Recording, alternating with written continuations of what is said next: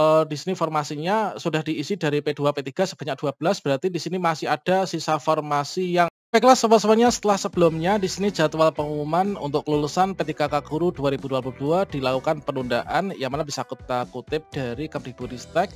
Dan selanjutnya di sini teman-teman tentunya yang saat menantikan ini ketika teman-teman bisa melanjutkan pendaftaran sampai dengan tahap resume.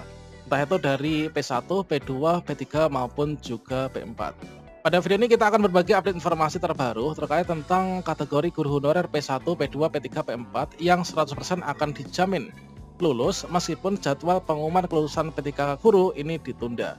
Nah, kira-kira siapa saja yang di sini nanti kita harus optimis lulus? Silahkan simak video ini sampai selesai.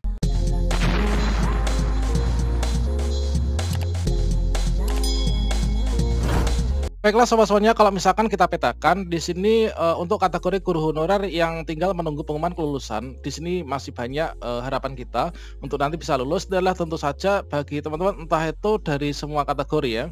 Baik itu dari kategori P1, P2, P3 maupun juga pelamar umum yang ketika kita ini login ke akun SSCASN entah itu dari P1, P2, P3 maupun juga pelamar umum.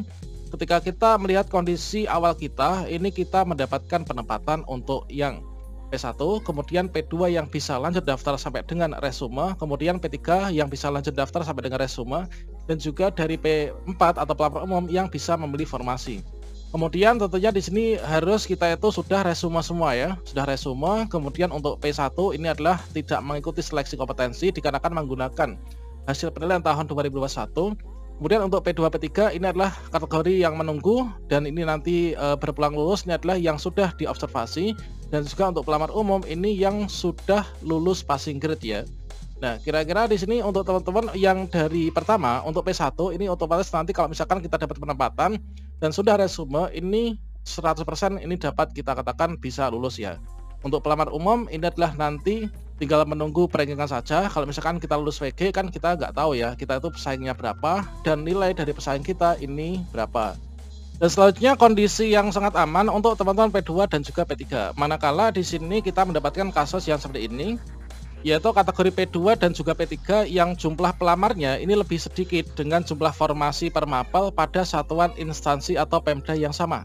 Nah, di sini ada simulasi, yaitu simulasi dalam instansi ya, yaitu misalkan instansi itu adalah bisa jadi itu kabupaten, kota ataupun provinsi di mana sekolah kita itu berada ya. Nah, di sini yang kategori sangat aman untuk P2 maupun juga P3 ini adalah yang jumlah pelamarnya ini lebih sedikit ya dari jumlah guru yang ada. Nah, misalkan di sini untuk sisa formasi ya, ini adalah untuk sisa formasi P2 dan juga P3. Misalkan di sini kalau ada formasi guru kelas ya, kalau misalkan guru kelas dalam satu instansi itu formasinya sisa dari penempatan P1 itu ada 50, kemudian jumlah P2 ini adalah ada 5, kemudian jumlah P3 ini ada 20. Maka otomatis di sini dari 25 guru P2 dan P3 ini nanti akan bisa lulus semua ya, sehingga untuk yang tidak lulus ini akan menjadi 0 ya teman-teman. Jadi semua akan lulus, malahan nanti masih akan ada sisa formasi ya. Nah, sisa formasi tentunya kalau misalkan di sini ada 50 sisa formasi untuk guru kelas, diisi 25 dari P2 P3, maka daerah tersebut ini masih membuka formasi untuk pelamar umum, sehingga di sini pelamar umum bisa memperebutkan 25 formasi guru kelas yang masih ada pada instansi ini. Nah, kemudian untuk contoh berikutnya ini adalah dari formasi guru PAI misalkan. Nah, untuk formasi guru PAI, misalkan di sini dalam satu instansi ini masih ada sisa formasi sebanyak 20 formasi, sisa penempatan dari P1, kemudian untuk jumlah P2 yang ijazahnya itu adalah guru PAI, ini ada 1, kemudian untuk jumlah P3 ini adalah ada 11, maka di sini ke-12 dari guru P2 dan P3 ini adalah nanti otomatis sudah lulus semua ya, sehingga di sini masih bisa membuka formasi untuk pelamar umum.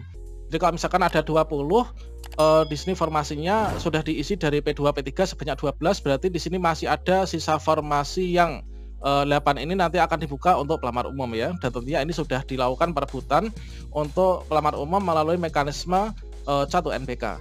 Nah, sehingga dengan demikian untuk guru PAI ini, maka di sini nanti untuk yang tidak lulus itu adalah 0 ya. Jadi semua akan lulus teman-teman. Nah, kemudian berikutnya untuk contoh formasi PJOK SD ya. Nah, jumlah formasi PJO KSD ini adalah misalkan dalam satu instansi ini ada 10 formasi. Kemudian untuk jumlah P2 ini ada 2, kemudian di sini jumlah P3 ini ada 50. Maka otomatis di sini ini kondisinya kurang aman ya. Kalau misalkan contoh ya dari formasi PJOK ini, dikarenakan sisa formasinya hanya ada 10, kemudian di sini pelamarnya berarti totalnya kan untuk yang ikut observasi ini ada 52 kan. Maka yang lulus ini tetap akan yaitu 10 ya. Ini adalah 10 ini akan mengisi formasi. Nanti akan diurutkan dari yang 2 guru THK2 dari PTP2 ini adalah lulus, kemudian yang 8 ini akan diberikan ke sini. Dari jumlah P2 ini adalah ada 8. Nah, tentunya di sini dari 50 jumlah guru P3 ini nanti akan diambil nilai yang tertinggi. Nilai tertinggi jumlah 8 orang. Kemudian di sini akan menyisakan guru untuk nanti tidak lulus ya. Sehingga di sini yang nggak lulus ini adalah ada 42, teman-teman. Nah, tentunya untuk teman-teman THK2 ini sangat aman dikarenakan menjadi skala prioritas ya. Dan juga urutan pun secara urutan ini adalah untuk THK2 itu diurutkan lebih dahulu daripada penempatan untuk pelamar prioritas 3 atau P3. Dan selanjutnya di sini adalah untuk contoh berikutnya, yaitu misalkan formasi IPA ya. Nah, untuk formasi IPA, nah formasi IPA di SMP misalkan di sini adalah untuk sisa formasi dari penempatan P1 ini ada 8 formasi. Nah, kemudian untuk jumlah P2 ini enggak ada, kemudian untuk jumlah P3 ini adalah ada 8, maka dari ke-8 ini maka nanti otomatis akan lulus, akan mengisi formasi di sini, sehingga di sini menghasilkan yaitu yang lulus adalah 8, kemudian untuk yang enggak lulus ini adalah 0 ya. Jadi inilah kategori guru honorer yang tentunya nanti kondisinya sangat aman untuk kita itu bisa mengisi formasi ya, dan lulus meskipun untuk pengumuman kelulusan P3K Guru 2022 ini nanti ditunda. Tentunya sangat besar harapan kita untuk nanti segera diumumkan sehingga kita bisa merasa senang ya dan tenang untuk mengetahui bahwa kita itu lulus dan mengisi formasi. Dan selanjutnya nanti kita bersiap untuk lulus. Inilah kita menyiapkan berkas yang kita harus siapkan ketika kita itu melakukan pengisian daftar riwayat hidup ataupun DRH. Seperti yang kita ketahui bahwa nanti akan ada berkas yang kita gunakan untuk mengisi riwayat data perorangan, kemudian juga ada berkas untuk mengisi riwayat pendidikan dan juga kursus, kemudian ada riwayat pekerjaan, kemudian ada riwayat keluarga, kemudian juga ada riwayat organisasi ya, dan juga ada berkas yang harus kita upload ya ketika kita unggah dokumen pada laman sscsnbkn.go.id.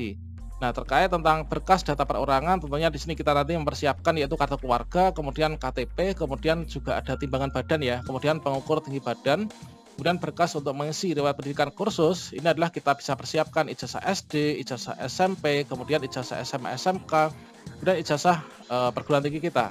Dan juga kita bisa persiapkan untuk sertifikat kursusnya. Kemudian untuk riwayat pekerjaan tentunya surat pengalaman kerja dan juga sertifikat tanda jasa atau penghargaan bagi teman-teman yang memiliki ya. Kemudian ada sertifikat prestasi. Selanjutnya berkas untuk mengisi riwayat keluarga ini adalah kita isikan nanti data-data terkait tentang istri atau suami, kemudian anak, kemudian orang tua kandung, kemudian saudara kandung, kemudian bapak ataupun juga ibu mertua.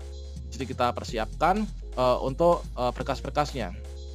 Untuk organisasi ini adalah ada sertifikat, SK organisasi KTA, dan surat keterangan catatan kepolisian atau SKCK, dan juga surat keterangan sehat jasmani dan juga rohani ya. Kemudian ada nomor surat keterangan bebas nafsa, itu nanti kita isikan. Dan tentunya di sini kita nanti unggah dokumen, ada 10 dokumen yang wajib kita unggah ya. Dan ukurannya ini sudah ditentukan serta formatnya sudah ditentukan. Oke, nanti kita akan sambung pada video setelahnya terkait tentang tutorial pengisian DRH. Demikian, semoga bermanfaat ya. Wassalamualaikum warahmatullahi wabarakatuh.